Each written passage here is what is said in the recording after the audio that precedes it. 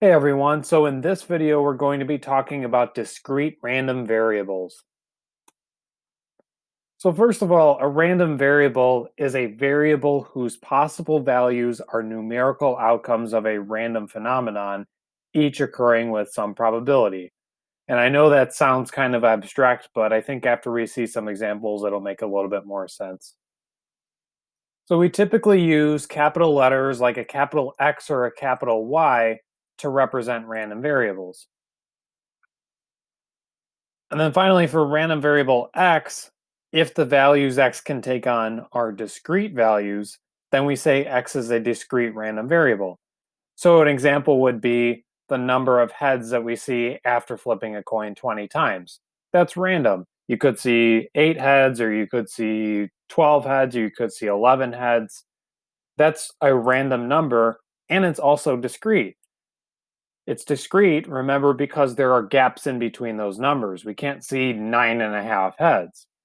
So since this is a random variable and it's discrete, we say it's a discrete random variable. And conversely, if the values x can take on are continuous values, then we say x is a continuous random variable. And then this is an example that we used in a previous presentation where the exact amount of rainfall is a continuous value. So, for example, we could get 2 inches of rain tomorrow. We could get 2.01 inches of rain tomorrow. We could get 2.01862 inches of rain tomorrow. There are infinitely many values that this number could take on, and they can't exactly be counted. It's more of a measurement type of thing, and that's why this would be a continuous value. And that would mean that x is a continuous random variable. So now let's talk about probability mass functions. So for a discrete random variable x, we can list the distribution of x using a probability mass function. And a probability mass function, or PMF, is a function that gives the probability that a discrete random variable is exactly equal to some value. So for example, if we're flipping the coin 20 times, we may be interested in the probability that we get exactly 10 heads in those 20 flips. So a probability mass function would be able to tell us that probability. We use the notation little p of x, or the probability that x is equal to x, to denote the probability that capital X is equal to some value little x. So notice the difference here. Capital X, remember, is the random variable. That's the random part that we don't know about. And this X is going to be some fixed value that we may be interested in. So for the coin flipping example, if we were interested in the probability that we see 10 heads and 20 flips, we would use the notation probability that capital X is equal to 10. So a probability mass function must have the following properties for it to be valid. So the first property it needs to have is that the sum of all the probabilities of all the values has to add up to exactly 1. And then the second property it must have is that all of the probabilities have to be greater than or equal to 0. So let's look at an example. So we could let the random variable x be equal to the number of heads in 2 flips of a fair coin. And we've seen this example before, and there are 4 potential outcomes from flipping the coin 2 times. And here's our sample space. Remember, the sample space is the set of all possible outcomes from the experiment.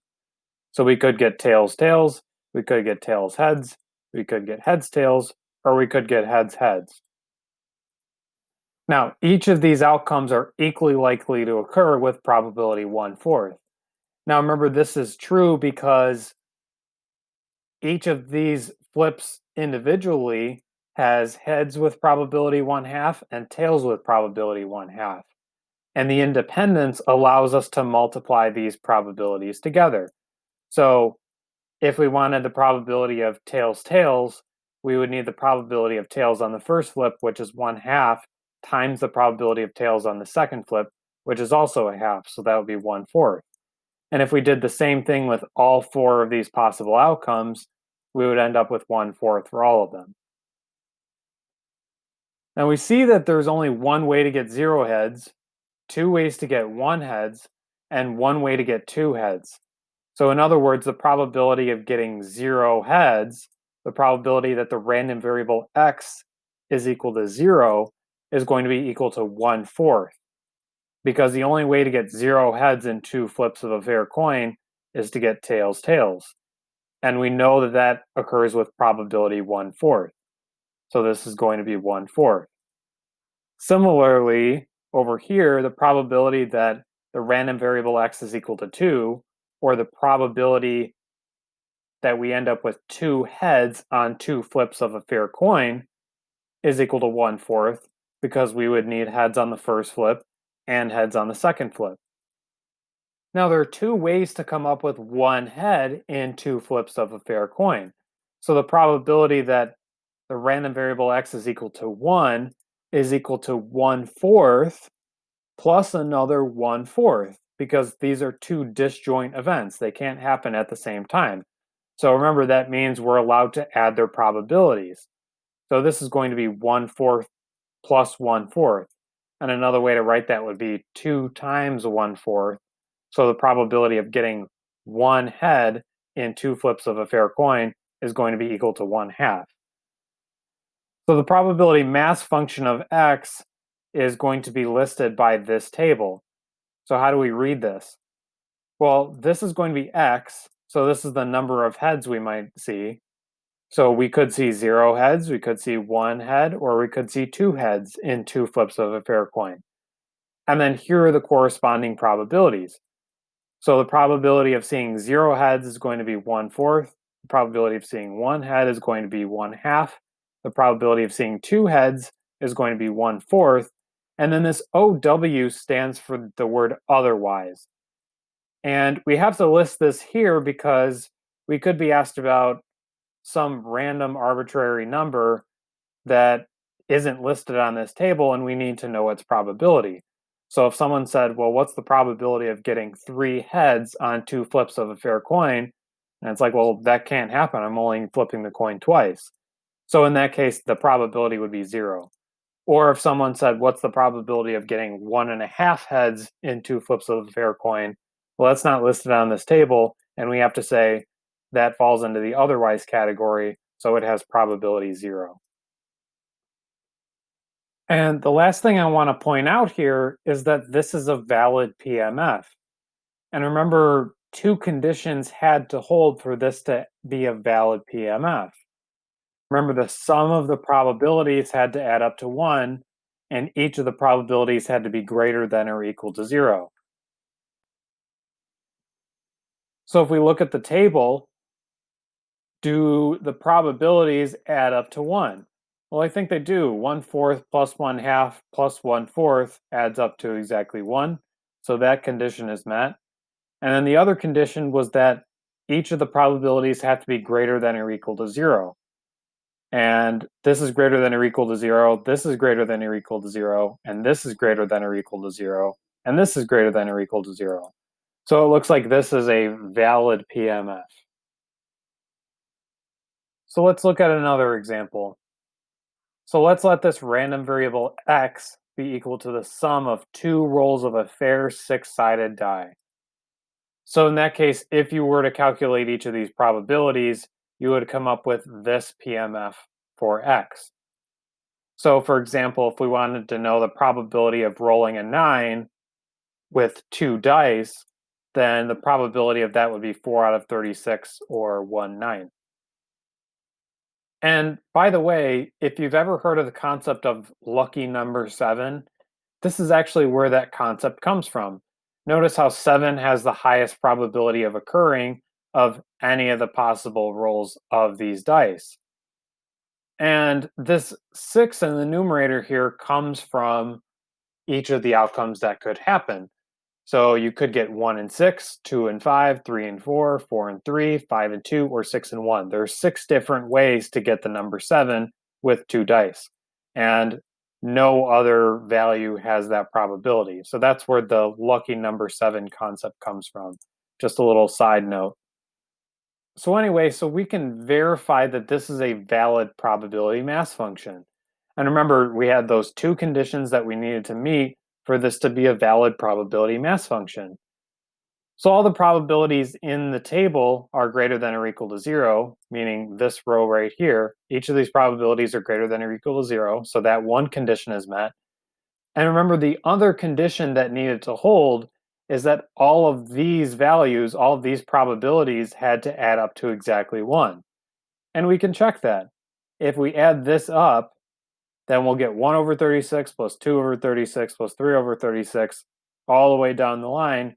And if we do that, we'll end up with exactly 1. So this indeed is a valid PMF.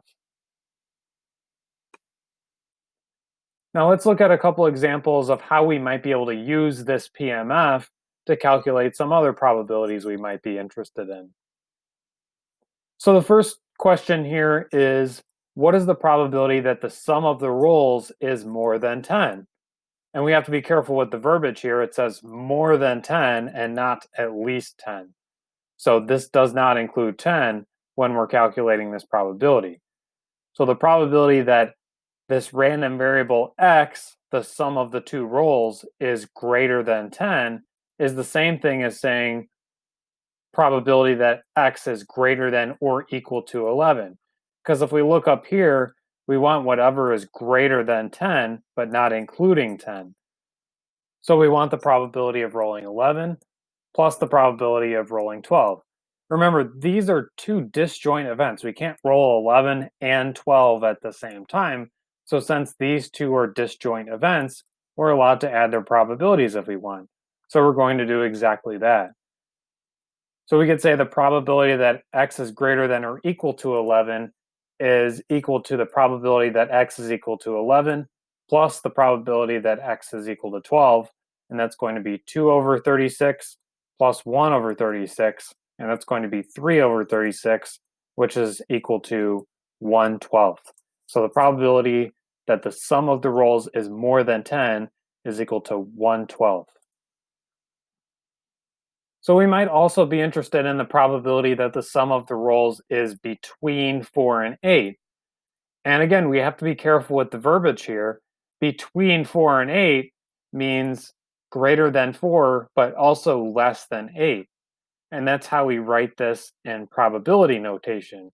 We're sandwiching this random variable x between the 4 and the 8. So if we look up here, we want the probability that x is between 4 and 8. So it looks like the only way we could get a value between 4 and 8 is to roll a 5, to roll a 6, or to roll a 7. And again, just like before, these are disjoint events. So we're allowed to add their probabilities. So we'd be adding these three probabilities here to come up with our answer. So when we do that, we'll get the probability that x is greater than or equal to 5 and less than or equal to 7, which is p of 5 plus p of 6 plus p of 7, which is these three values right here. So that's going to be 436 plus 536 plus 636, and that ends up being 15 over 36, which is equal to 5/12. Now our last one here is, what is the probability that the sum of the rolls is less than 11? And there are actually a couple ways to do this. Now the first way to do this would be to look at this and say, okay, well, all of these values are less than 11, and all of these are disjoint events, so I could just add all of these probabilities together. And that would be a totally reasonable thing to do. You would get the correct answer by doing that. But another way, and perhaps a quicker way to do this, would be to notice that these probabilities all add up to 1. So if we take the probabilities that we're not interested in and subtract them off, then what we'll be left with is the sum of whatever's left. So what we can do is, instead of calculating the probability that x is less than 11, we can calculate the probability that x is greater than or equal to 11 and then subtract it from 1. And what that will leave us is the probability that x is less than 11. So basically what we're doing is we're taking this whole piece right here and we're subtracting off this little piece over here, and what we're going to be left with is this, and that's going to be what we're interested in. So if we do that, we'll get 1 minus p of 11 plus p of 12, which is 2 over 36 plus 1 over 36. If we do 1 minus 2 over 36 plus 1 over 36, then we'll get 33 over 36, which is 11 over 12. So random variables actually have their own means and variances. So let's talk about the mean of a discrete random variable. This is actually known as the expected value of x, and we denote this using this e of x, this capital E of x. So the mean, or the expected value of x, is calculated by taking the sum of each value of x times the probability of that x value to occur. So this is nothing more than just a weighted average of the values that x can take on. And we're using the probabilities as the weights of each of these values. And we'll see an example of this in a little bit. The other way we could think of an expected value is to think of it as a long run average of x. So if we were to perform the experiment many, many times, what would be the average of the values that x ends up taking on? That's another way to think of the expected value. And then the other concept here is the variance of x. How spread out is x?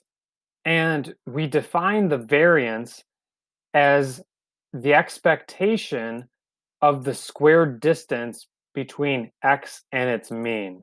And I know that sounds super complicated, but once we see an example, it won't be too bad. Another way to rewrite this is to say that this is the expectation of x squared minus the mean squared. And we could also rewrite this as the sum over all the x's of x squared times the probability of x, all of that minus the squared mean. So let's look at an example to clear things up a little bit. So let's let the random variable x be equal to the number of heads in 2 flips of a fair coin. And this was the example from earlier. And remember, the PMF that we ended up getting earlier looked something like this.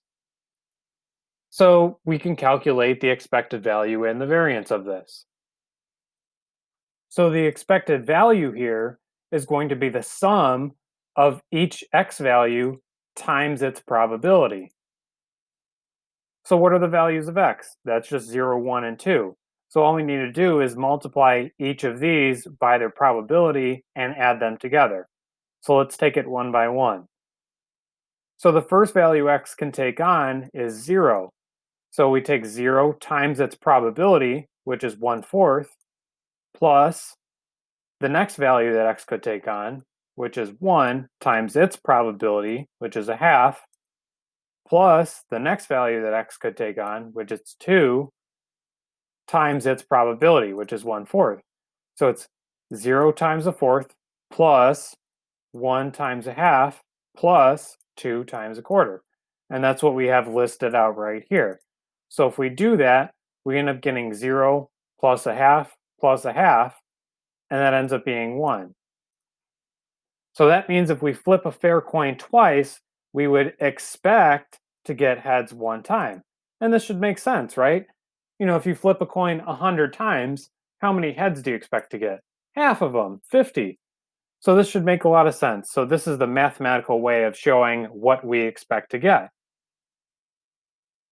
So now to calculate the variance of x, we need to calculate each of the pieces in the variance formula. So if we go back to the definition of the variance here, we need to calculate this piece right here, and we need to calculate this piece right here. So let's take it one piece at a time. So this is the more complicated piece. This is the expectation of x squared. And this is just each of the x values squared times their probabilities. So just like earlier when we were doing the sum of each of the x values times their probabilities, we're going to be doing the same thing, except we're going to be squaring each of these x values before we multiply them by their probabilities. So we'd be doing 0 squared times its probability of a quarter, 1 squared times its probability of 1/2, plus 2 squared times its probability of a quarter. So if we do that, we get 0 squared times its probability, we get 1 squared times its probability, and 2 squared times its probability. And if we do that, we end up getting 0 plus a half plus 1, and that ends up being 3 halves. So that's one part of the variance formula. Now the other part is mu squared. Now remember, mu is just the expectation of x. And we found earlier that the expectation of x was 1.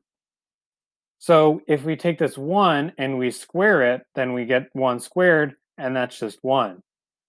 So overall, the variance of x is this piece minus this piece. So this piece in red ended up being 3 halves, and this piece in teal ended up being 1. So if we take 3 halves minus 1, then we end up with 1/2. So the variance of x is 1/2. So anyway, that's the end of this video. I hope you found it enjoyable and helpful, and I will see you in the next video. Take care.